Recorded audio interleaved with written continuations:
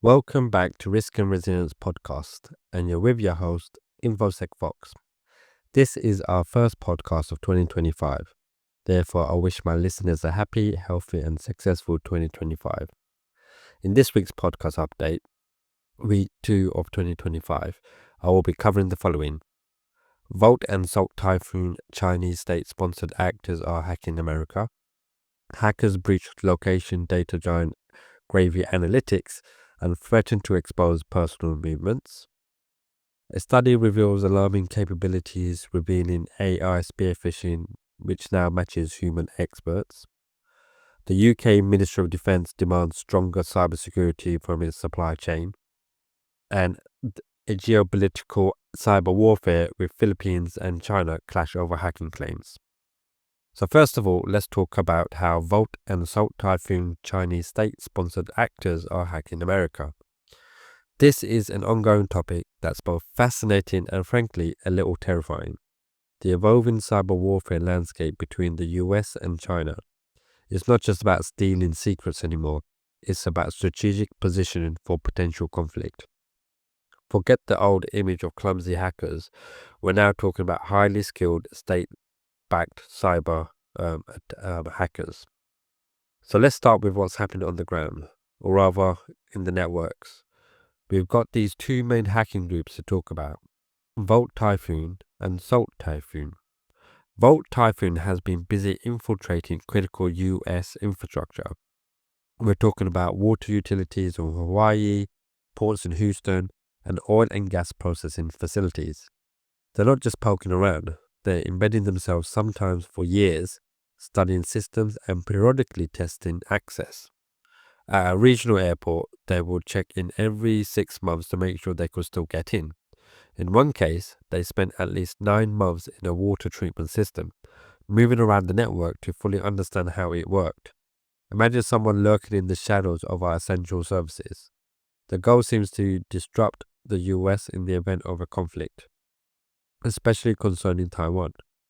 As one former official put it, the pre-positioning and intelligence collection is designed to ensure they prevail by keeping the US from projecting power and inducing chaos at home. Now think about this. The attack on Port of Houston, it was a wake-up call for security officials. The hackers got into a password server in just 31 seconds, downloading encrypted passwords for the entire staff.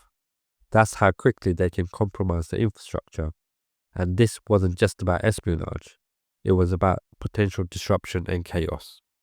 It's important to understand that these attacks weren't using super advanced techniques at all.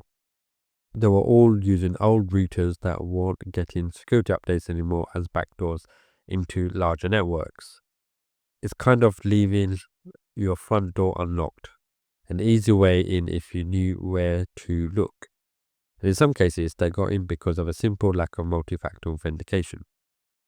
Moving on to Salt Typhoon, these guys are the telecom disruptors. They've been digging into US wireless networks and systems used for court-ordered surveillance. This means they were getting access to data from over 1 million users. They were able to listen in on calls of senior government officials, including some calls of the President Trump, and targeted people involved in Vice President Kamala Harris's presidential campaign. They even swiped from Verizon and AT&T a list of people the government was surveilling. This is not just about infrastructure, it's about infiltrating communications. They wanted to know what we knew about them, as evidenced by the fact that they spent 6 months in wiretap surveillance systems. One company had them lurking for about 6 months, another for about 18 months, and these intrusions were happening through known software flaws that hadn't been patched. Imagine that. These hackers are not just grabbing data and running, they lurked, observed network traffic, and even wiped their digital tracks. In fact, they acted like network engineers to create footholds in the systems. At one point, they had access to over 100,000 routers. This gave them a massive network to operate from and make their attacks much harder to trace. The US government is saying that the scope of this breach may be so severe that they never be able to say with certainty that the Chinese hackers have been fully rooted out. Now, the US government is taking this seriously. Officials have convened meetings with telecom executives and they issued guidance recommending the public use end-to-end encryption. They've also gone into those home routers to neutralize the malware. The FBI has been investigating these intrusions, but these incidents are causing tensions between the private sector and the government, with each side feeling like the other isn't doing enough. The government says that these incidents show that we need to baseline cybersecurity requirements for the telecom industry. This is more than just a tech story. It's a geopolitical one. With tensions rising between the US and China, cyber warfare is now a critical front. Some US officials believe that these attacks were meant to intimidate the US out of a potential conflict in Taiwan. But make no mistake that this isn't about one attack or one flaw. This is a long-term campaign by a nation-state that sees cyber warfare as a powerful weapon. The good news is that awareness is growing and efforts are underway to strengthen our defenses. But like any good spy novel, the story is far from over. We are in a cat and mouse game. My next story is that hackers breach a location data company called Gravy Analytics, and they threatened to expose personal movements. The massive breach at location data giant Gravy Analytics isn't just about some company getting hacked. It's about our personal location data, what it reveals, and who might be looking at it. For years, companies like Gravy Analytics have been collecting location data from our smartphones. Think about all these apps we use daily, the weather app, the fitness tracker, even some games. Many of them collect and share our location information. Gravy Analytics has been one of the biggest players collecting this data from around the world. They then sell this information to various clients, including the US government, for purposes ranging from military to law enforcement. This is a wake-up call for the location industry, companies that gather these data. Now, hackers have breached their systems. They claim to have stolen a mountain of data. We're talking customers' lists, information about the location data industry, and crucially, the location data itself. This data, showing the precise movements of individuals, is incredibly sensitive. Zach Edwards, a senior threat analyst at cybersecurity firm Silent Push, called for it the nightmare scenario that privacy advocates have been warning about. What makes this so alarming? Well, this data can paint a very detailed picture of our lives. It shows where we live, where we work, where we go for entertainment, and more. If this information falls into the wrong hands, the risk could be massive. Imagine someone tracking the movements of high-risk individuals or organizations. This could lead to real harm through de-anonymization and tracking. The hackers are threatening to publish all of this data publicly. This could have far-reaching consequences, creating what Edwards called countless de-anonymization risk and tracking concerns. If this data gets out, it could be sold on underground markets, further compounding the problem. This incident serves as a stark reminder of the value of location data and how attractive a target location data brokers are for hackers. This breach isn't just about Gravy Analytics, it's about the entire location data industry. These companies have been harvesting our location data from smartphones through apps and advertising ecosystems. As Edward pointed out, this is likely just the first major breach of a bulk location data provider, and it will not be the last. This story is still developing, and there's a lot we don't know yet. But one thing is clear, this breach highlights the massive amounts of personal data being collected and the potential risk involved. We as users of technology need to understand the implications of sharing our location and the responsibility that companies have to protect their information. The reality is our movements have been tracked and compiled, and now the data is at risk. This situation reminds us how vulnerable we are in this digital age. Our location data can reveal so much about our daily habits, patterns, and lifestyles, and now that data is at risk. In our next story, we found a study revealing alarming capabilities that AI spear phishing now can match human experts. A recent paper titled Evaluating Large Language Models' Capability to Launch Fully Automated Spear Phishing Campaigns Validated on Human Subjects has just been published, and its findings are pretty eye-opening.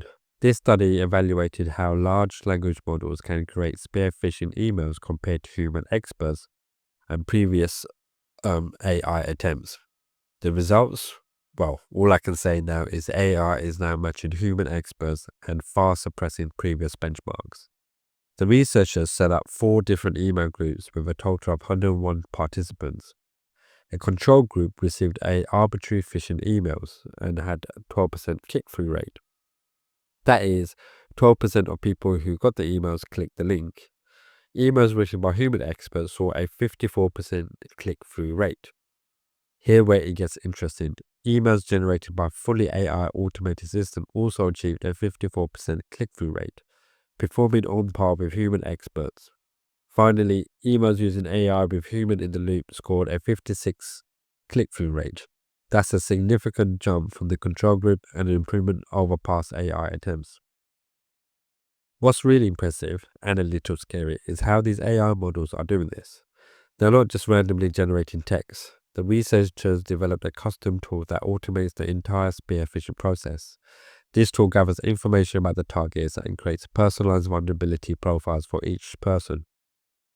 And in 88% of cases, the AI gathered information was accurate and useful, with only 4% of profiles being inaccurate. That means the AI is effectively finding ways to make the emails more convincing by gathering data and tailoring them to the participant. The study also looked at how well AI can detect phishing attempts. They tested Claude 3.5 Sonnet and it scored above 90% with a low false positives. It even flagged seemingly benign emails that human detectors missed. That shows AI's capabilities extend to both launching attacks and detecting them. But the paper goes a step further to look at the economics of phishing attacks. AI not only makes phishing more effective, but it makes it much more profitable for attackers. With AI, attackers can target more people at a lower cost. This means potential profits for larger audiences can increase by up to 50 times. This is a massive incentive for criminals and bad actors. This research highlights how sophisticated AI is becoming, especially when it comes to deceptive capabilities. It's a stark reminder of the potential challenges and threats that come with advancements in AI and how easy it is to create convincing personalized phishing scams. In our next update, the UK Ministry of Defence demands stronger cybersecurity from its supply chain. The UK Ministry of Defence, or MOD, has recently called a call for action to defence industry CEOs, highlighting that cybersecurity remains one of the greatest threats to the defence enterprise. This isn't just a theoretical concern. The global threat landscape has been intensifying, with several cyber incidents impacting the public sector supply chain this year. This means that every company involved in supporting the UK's defence, no matter how small, has to step up their game. The MOD is making it clear that robust cybersecurity is not optional, it's non-negotiable requirement for all contracts. So what exactly is the MOD asking these companies to do? First, they need to review the performance against the National Cybersecurity Centre's Cyber Assessment Framework. This framework is designed to help organizations build a strong cyber defense. The MOD is particularly focused on several key areas, such as governance, identification, protection, detection, response, and recovery. In addition to the framework, the MOD is urging companies to adopt active cyber defense tools, including registering on the My NCSC portal and prioritizing the early warning service. They also need to implement a new cybersecurity standard for suppliers. The MOD has also emphasized the importance of secure by design, encouraging companies to build security into projects from the very beginning. The MOD is not just making demands, they're also making significant investments to transform risk management in the defense supply chain. This includes rolling out cybersecurity model, a new risk-based methodology to enhance supply chain resilience. The MOD is also working with the NCSC to provide access to tools and services to help organizations reduce the impact of cyber attacks. They are also establishing collaborative forums like the Connect, Inform, Share, Protect portal to improve information sharing and collective defense. This is all about working together to defend as one. The MOD is asking that these requirements are passed on to any subcontractors. So in my last update of this podcast is around the geopolitical cyber warfare. Philippines and China clash over hacking claims. According to a report by Bloomberg Wire Agency, Chinese state-sponsored hackers managed to breach the office of the president of the Philippines in a years-long campaign. This wasn't just a minor intrusion, sensitive information was stolen, including military documents related to the territorial dispute between the Philippines and China over the West Philippine Sea. This is a significant escalation, showing how cyber attacks are being used in the real world of geopolitical disputes. The report indicates that the hacking group APT41, linked to the Chinese state, launched this breach as part of a wider espionage campaign targeting multiple government offices, hospital networks, and other organizations. These attacks mainly occurred between early 2023 and June 2024. Now, you might be thinking, what was the government doing whilst this was happening?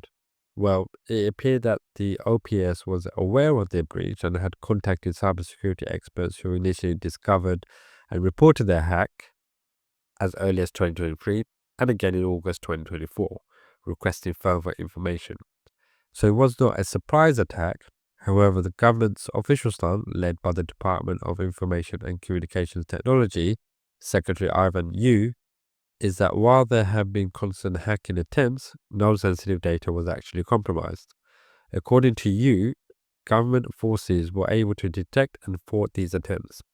He also noted that some attacks are against less secure public-facing sites, like help desk where citizens can report issues. The department has the perspective is that what has been exposed is actually old data from years ago, regurgitated to create the impression of a successful breach. They also mentioned that hacking attempts are a daily occurrence, not just in Philippines, but other countries that face similar threats from both state and non-state actors. The armed forces of the Philippines also confirmed that cyber attacks are a daily occurrence and that they have intrusion detection and prevention systems in place. The armed forces of the Philippines also mentioned that they are working with the government agencies to enhance their cyber defenses through coordination and training. In fact, they have said that they monitor approximately 2.1 million cyber threats daily, with government being the main target of around half of those attacks. The other attacks include academy, telecommunications, and banking and health sectors.